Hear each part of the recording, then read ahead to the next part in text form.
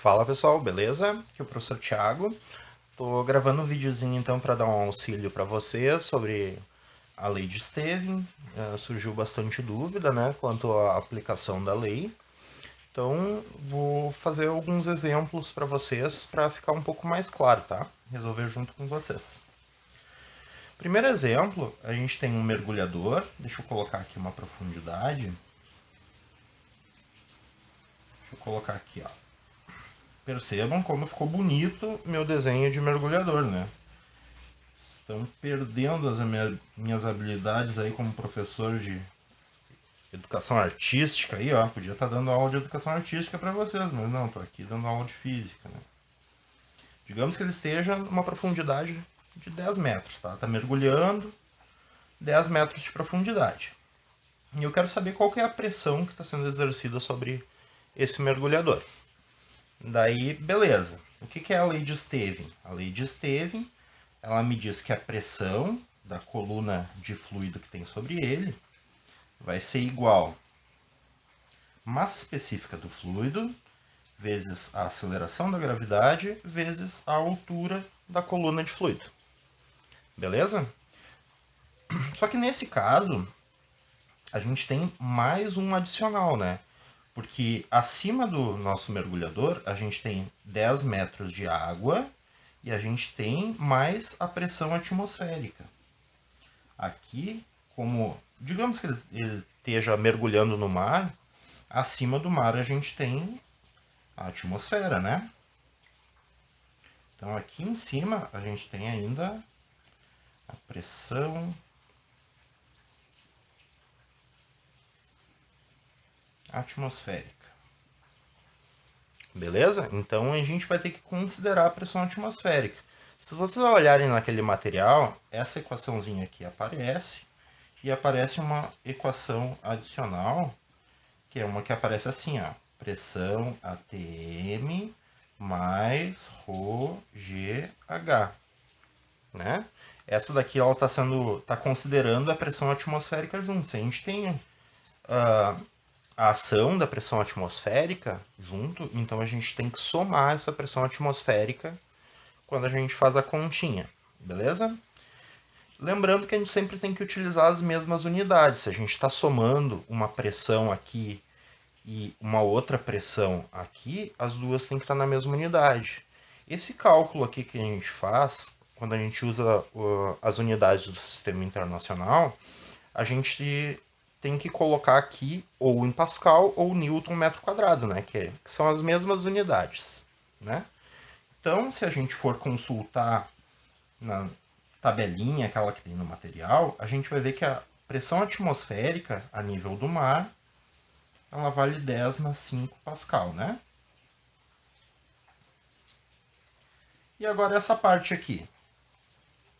O ρ que a gente vai considerar é o ρ da água, porque a gente quer saber desse pedacinho aqui qual que vai ser a pressão exercida no nosso mergulhador. Então, esse trecho aqui é o trecho que a gente tem que considerar.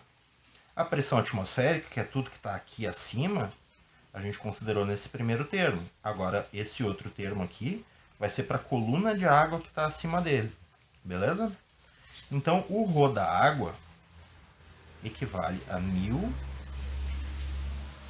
quilogramas metro cúbico. Aceleração da gravidade. A gente pode considerar como 10 metros por segundo ao quadrado para fazer essas nossas continhas. A não ser que o problema diga diferente, né?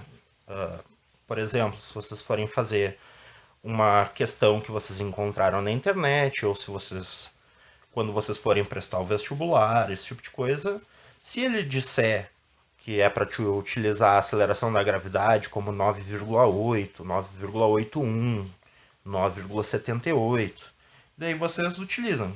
Caso contrário, dá para a gente fazer uma boa aproximação como 10, tá? Então, 10 metros por segundo ao quadrado. E faltou espaço, vou colocar aqui embaixo, tá? Sobrou o nosso H. Beleza?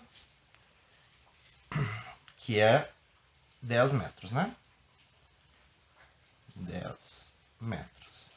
Agora percebam, a gente tem essa parte aqui em Pascal. E o resultado aqui dessas unidades aqui que a gente vai multiplicar vai nos dar em Pascal também. Então a gente pode resolver essa continha. Pressão vai ser igual a 10 na 5. Eu vou omitir aqui, não vou mostrar as unidades, tá? Mas a gente tem que saber que isso daqui está em Pascal, tá? Só vou reescrever porque ficou meio bagunçadinho aqui para ficar mais claro.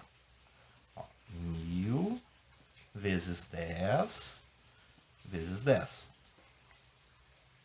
Beleza?